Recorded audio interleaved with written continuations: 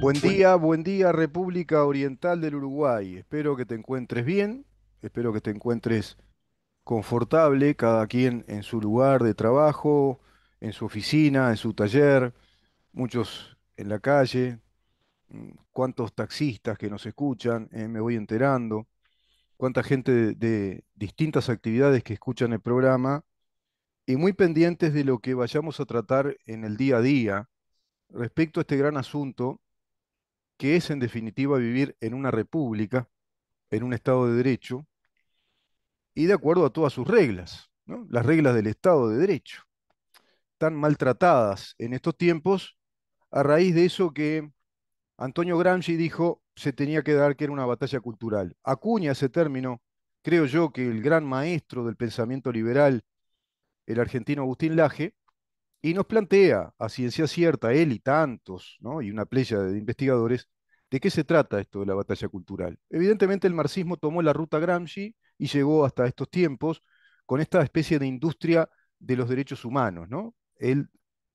Podríamos decir, la industria del derecho humanismo, ¿no? Entonces están los derechos de género, los derechos de las mujeres desde el feminismo radical, el indianismo o el indigenismo que planteó el teórico Linares, por ejemplo, vicepresidente de Evo Morales, y planteó también una suerte de gran embestida en una línea revolucionaria, marxista, por supuesto, con el indianismo, el indigenismo, reclamando falsos derechos de falsas comunidades indígenas sobre la base de falsos territorios que pretenden quitarle territorialidad y soberanía a nuestros estados nacionales. Pobre Argentina, ¿no? Si esto sigue así, con un gobierno difuso, no se sabe lo que es, y los mapuches falsos, reclamando tierras, pero a través de una ley que dice que hay que primero invadir los territorios, ocuparlos y después se entra en negociación. Nunca se vio una cosa igual.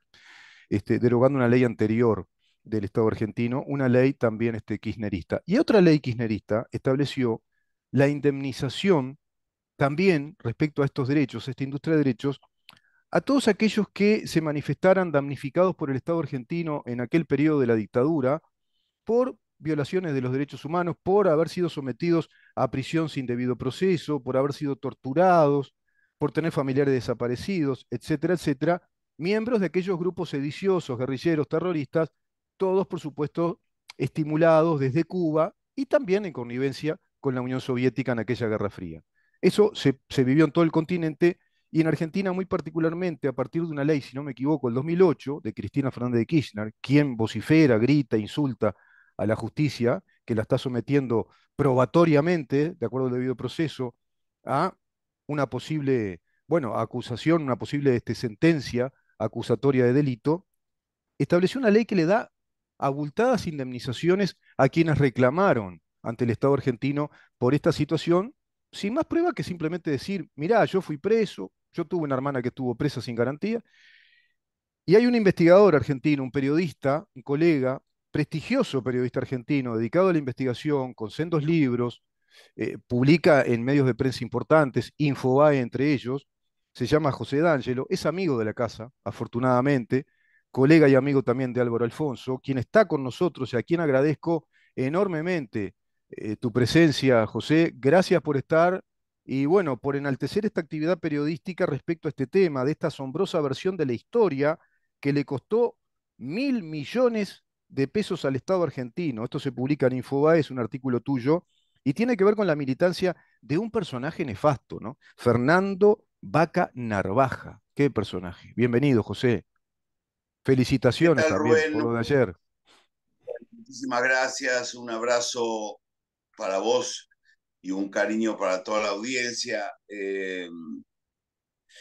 Realmente que el malo haga de malo a mí no me sorprende, digamos, lo que me sorprende es la actitud de los, de los buenos. De los pajuatos, de los timoratos, Exactamente, que es la que le permite a los malos ser tan malos, porque o hacer que de ellos buenos. hagan de malos está en su esencia. Mm.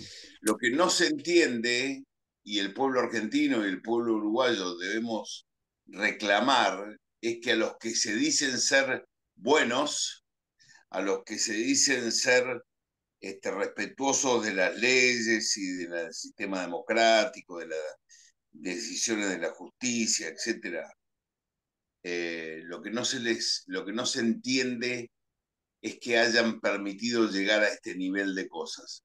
El artículo que vos contabas, como bien decías, relata las peripecias de un señor que decidió jugar a la revolución marxista en el continente y que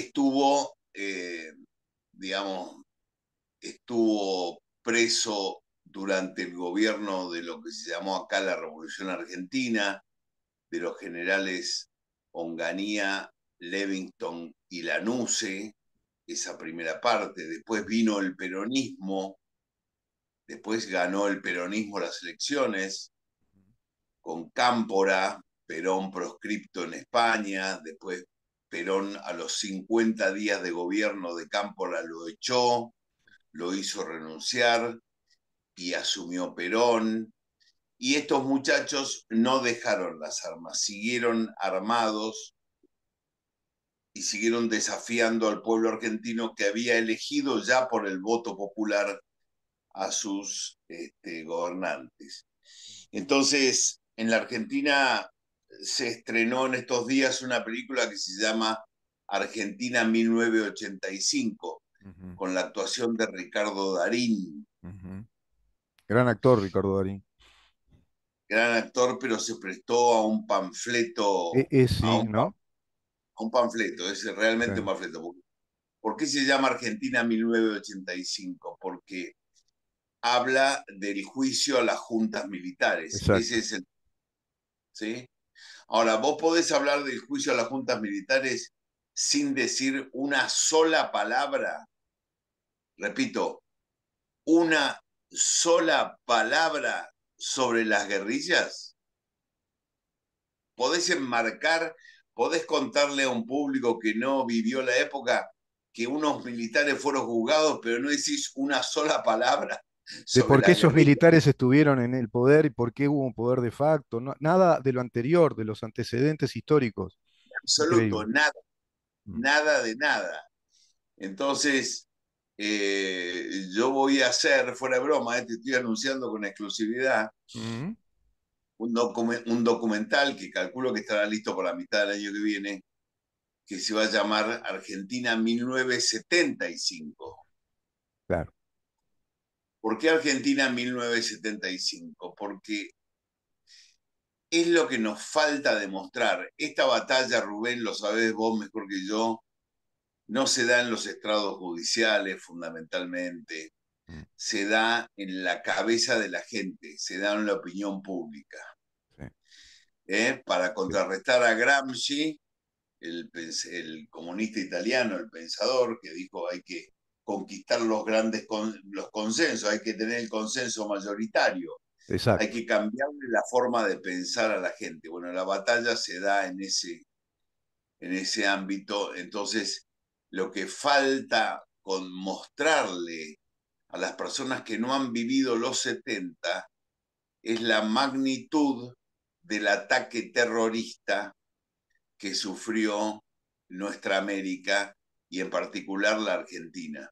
Mm, En 1975 fue el año de la mayor cantidad de atentados terroristas de los grupos terroristas que operaban en la Argentina, que eran aproximadamente 20, y que ujú. para colmo se le habían sumado grupos uruguayos, vos lo Claro, sabés, claro, claro. como el Partido por la Victoria del Pueblo, Exacto. Movimiento como MLN. Ujú. el MLN, Atentando etcétera. contra instituciones, ¿verdad? Atentaban contra las instituciones soberanas democráticas de nuestros países. ¿Me permitís que Por lea supuesto. esto de tu artículo para que le ordenemos al público de qué se trató este artículo tuyo muy puntualmente sobre este Bueno, contexto en entonces el que estamos hablando? yo te contaba un poco de este hombre Fernando Vaca Narvaja. Yo Mm, me centro en la historia de Fernando Vaca Narvaja. exacto, a Fernando eso Vaca quiero ir. Narvaja fue uno de los fundadores del grupo terrorista Montoneros. Exacto. Montoneros fue un grupo que se que se infiltró en el peronismo.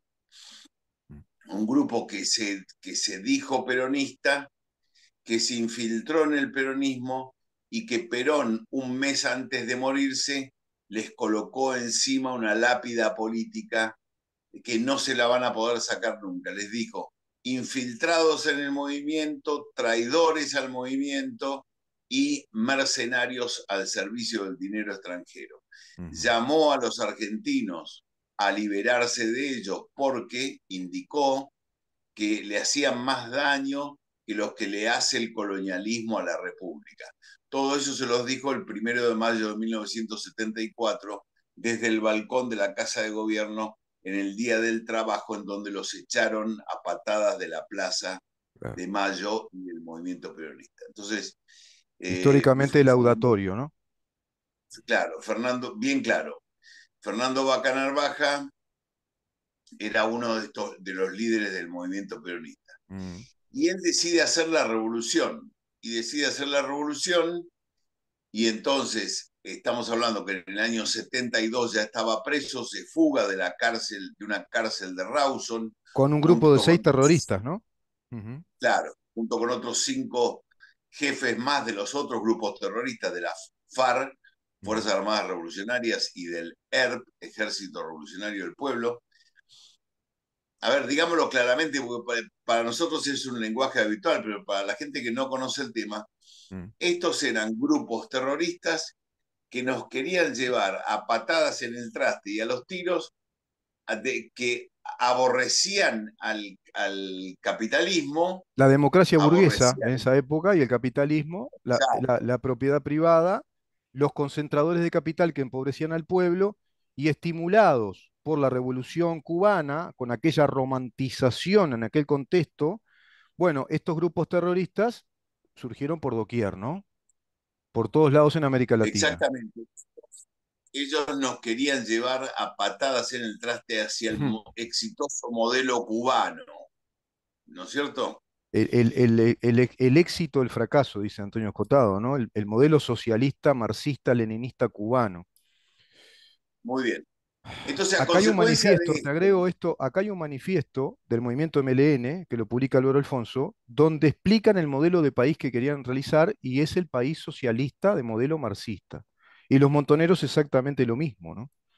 Concibiendo la lucha armada, concibiendo precisamente las armas. entonces,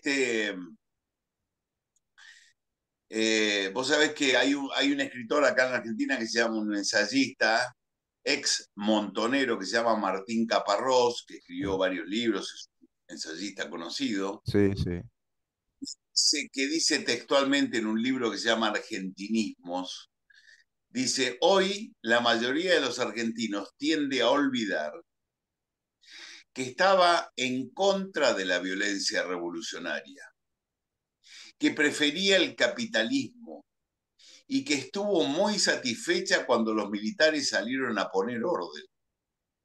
Ah. En ¿Sí? Caparrós dice eso, sí, sí. Lo dice el ex montonero Martín Caparrós. Mm. Entonces, Bacanar Baja, eh, por la militancia de su hijo, era una familia cordobesa de clase media alta, acomodada, Mm. 11 hermanos tiene Fernando Bacanar Baja, tenían una casa quinta en Córdoba, una casa de descanso, una casa de familia. Ujú. Su casa de familia estaba en la zona de la serranía, digamos, cercanos a la ciudad de Córdoba, de ahí Ujú. eran de la provincia de Córdoba. Ujú. Y por la militancia de su hermano, un tiempo antes del golpe militar, secuestran a su padre. Fernando ya estaba exiliado, ya estaba Sí, huido, ya estaba sí, fugado de la justicia, sí, porque ya estamos hablando del 75-76, ¿sí? exacto. Secuestran al padre y el padre desaparece. Y ya tenían a un hermano, el hermano mayor, Miguel Hugo, preso en una prisión en Córdoba también. Ujú. Entonces es Miguel Hugo el que les dice a todos, llama a otro hermano y le dicen, váyanse todos del país porque esto está muy embromado.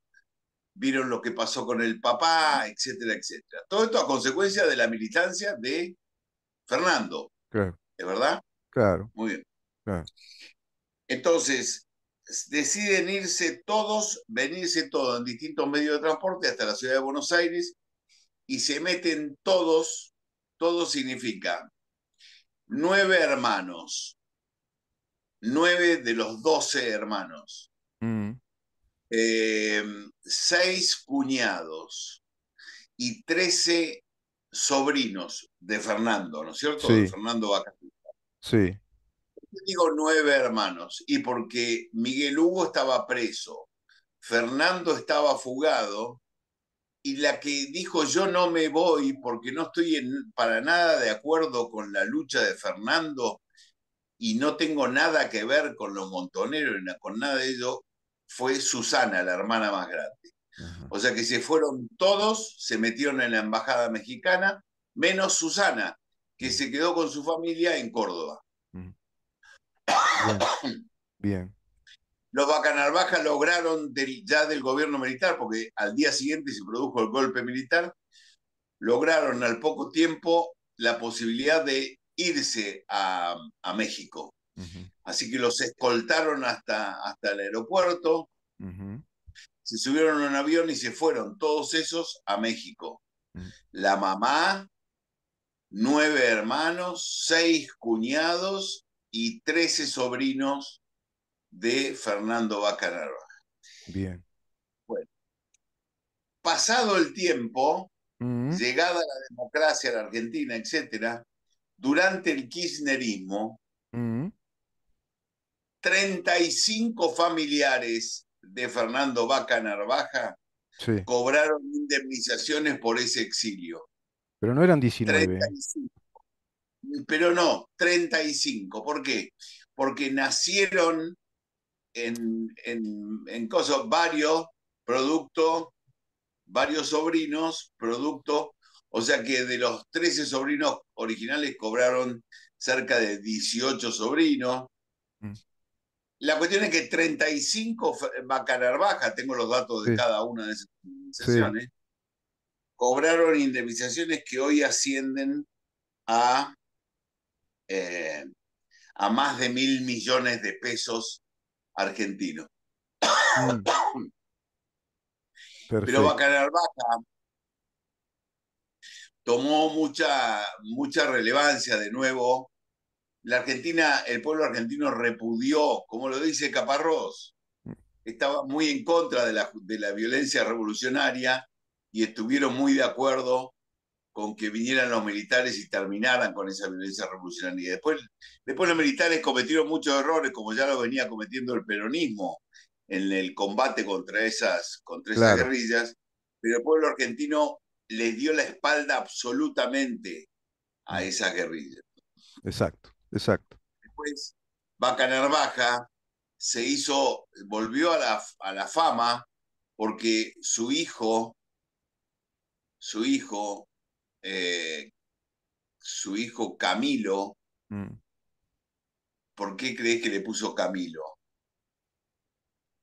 Por Camilo Y Cienfuegos, sí, te por iba a uno decir que por Cienfuegos, claro, pero sí, claro, claro, claro. porque ellos no abandonan la. Esta figura de Vaca Narvaja fue reeditada hace poco en una nota extensa en un canal YouTube de un periodista, Sí, también de exactamente. izquierda, de una capacidad intelectual interesante, este tipo, si no me equivoco, creo que hermano no, amigo del hijo de Narvaja, donde él cuenta Claro, en claro. detalle todas estas peripecias, ¿no? Sí, ¿cómo se llama? Le hace una serie de preguntas, 3 horas dura la entrevista, y Vaca Narvaja eh, vuelve a mostrar un montón de cosas que los argentinos ya sabemos. Una oda a la Eh, Revolución Armada hizo en esa nota. ¿Cómo? Una oda a la Revolución Armada hizo, inclusive se emocionaba y enaltecía todos sus movimientos Sí, pero hay, armados. hay que, hay que decirle una cosa a la audiencia del querido Uruguay, Mm, de nuestra querida República Oriental, que es que Camilo Vaca Narvaja, el hijo más chico, mm, porque Sabino el hijo más grande, mm, que también tiene un nombre revolucionario porque es por un Sabino que fue uno de los primeros guerrilleros muertos acá en la Argentina. ujú. Sabino Vaca Narvaja cobra del Estado argentino $22.000 por mes porque es el embajador en China. En China. Sabino Vaca Narvaja es el embajador argentino en China. Ujú, Cobra $22.000 por mes y él es el que se ha encargado, en cuanto a ocasión pudo, de exaltar las bondades del Partido Comunista Chino y del régimen chino de gobierno. Pero volvamos a Camilo. mm, Camilo es el más chico. mm, Camilo estuvo de novio un tiempo con Florencia Kirchner, la hija de Cristina mm. Kirchner, Ajá, y tuvieron una hija. ajá, Por lo tanto, Fernando Vaca Narvaja es, y lo dice en el reportaje, el abuelo guerrillero, lo dice él, el claro. abuelo guerrillero De la nieta de de, Cristina. exactamente, de la nieta de Cristina. Pero entre las barbaridades que dice Vaca Narvaja en ese reportaje, yo rescato tres. Una que dice que Perón no los echó de la Plaza de Mayo, que es un tema histórico muy conocido acá en Argentina, cuando Perón los echa a los montoneros de la Plaza de Mayo. Mm, Dice que Perón no los echó. Dice que en realidad los militares dejaron el poder a partir de la lucha guerrillera, no a partir del fracaso político-militar, del proceso militar mm, y la derrota en Malvinas, mm. que se da con posterioridad a 1982, al año Sí, de la derrota en Malvinas, sí, sino por la lucha guerrillera, lo cual es mamarracho, porque la lucha guerrillera ya no existía. no existía. Ellos intentaron una contraofensiva, que ahora decimos dos palabras sobre la contraofensiva. Mm, Pero también lo que se atreve a decir Vaca Narvaja respecto de la relación de los montoneros con Perón es que la pelea de ellos con Perón estuvo acomodada, financiada y orientada por los grandes intereses económicos.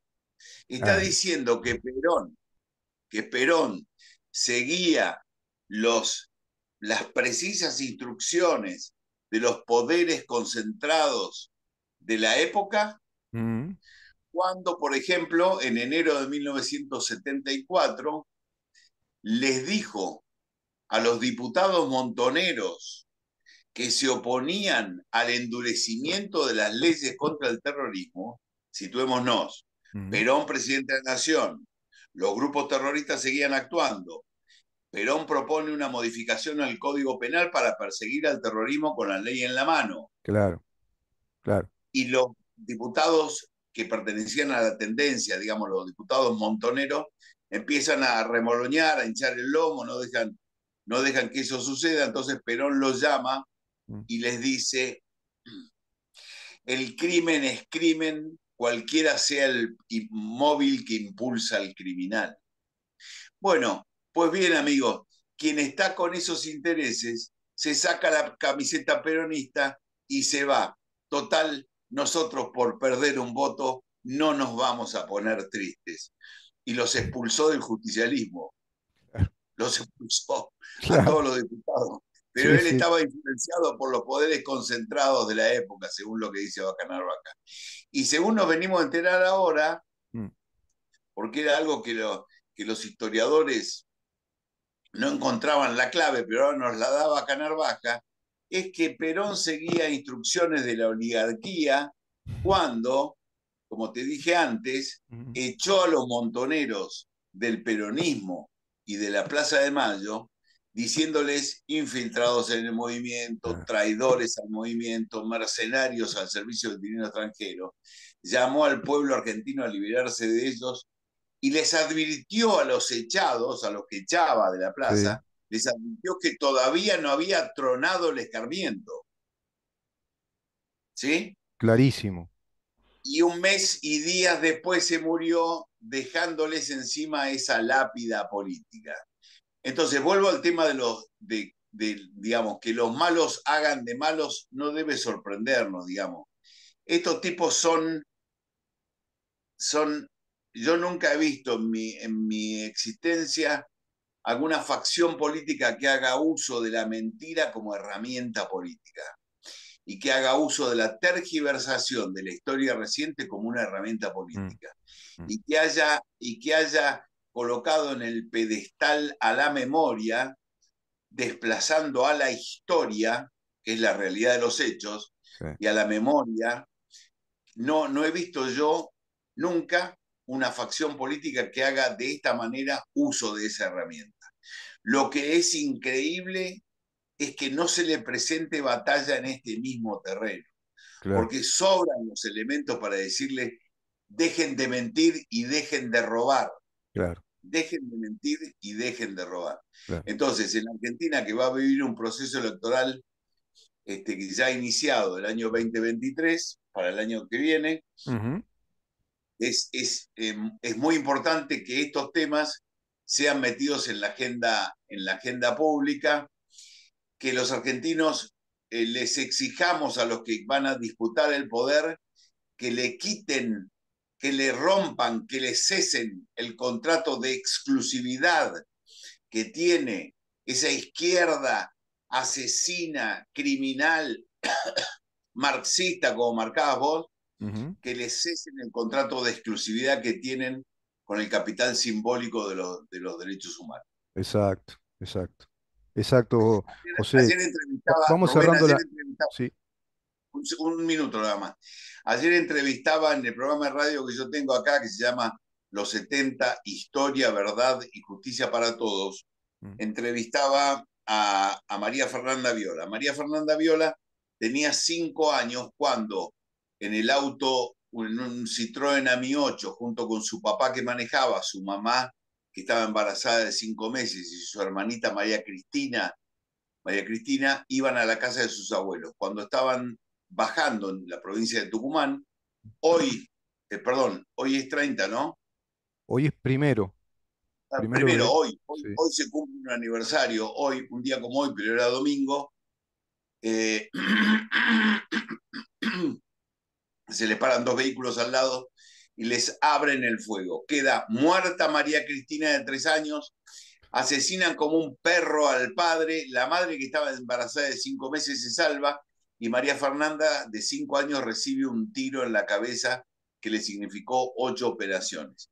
Los asesinos fueron encontrados, juzgados, condenados, fueron indultados por el presidente Menem en 1989, de la misma forma que fueron indultados también otros jefes militares y otros Mm. jefes guerrilleros y las cúpulas militares, pero todos ellos, pero se cayeron los indultos, pero solamente de los militares.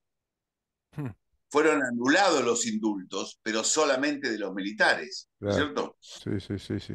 Esos asesinos de María Cristina Viola y de su padre están en libertad y fueron indemnizados por haber estado presos en Argentina. Una Argentina así no puede vivir.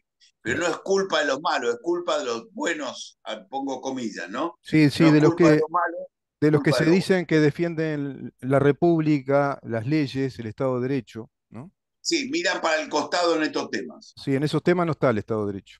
Acá pasa algo muy, muy similar, muy, muy similar, porque tienen lo que tú decís, ese contrato de exclusividad en cuanto a los símbolos de nuestras naciones, en cuanto al símbolo de nuestra historia, la interpretación de la historia, instalan una Exacto, interpretación ideológica, falsaria, pero los otros no hacen nada, no dicen nada, no salen a explicar la exacto. verdad histórica.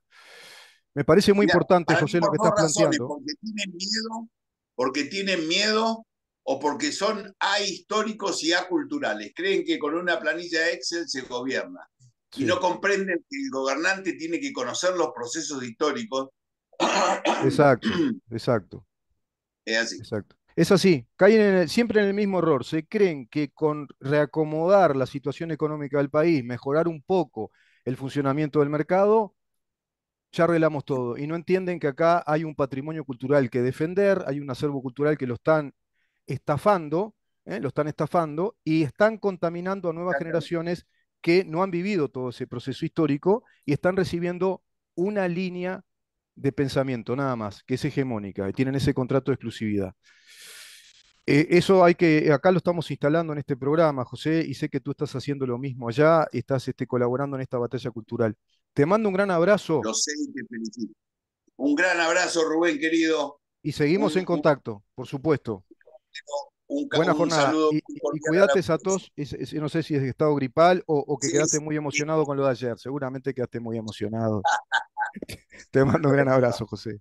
Un gran abrazo. Muchas gracias. Hasta luego. José D'Angelo, periodista, por supuesto, de estirpe, de investigación, bueno, investigando estos temas a fondo y explicándonos puntualmente de qué se trata, ¿no? Este enorme tema que es la batalla cultural. Vamos a una pausa y recibimos luego al doctor Raúl Menéndez para conversar también de otro tema que está involucrado con esta batalla cultural, ya en la justicia y cómo está funcionando nuestra justicia de menores y de familia. Quédate ahí.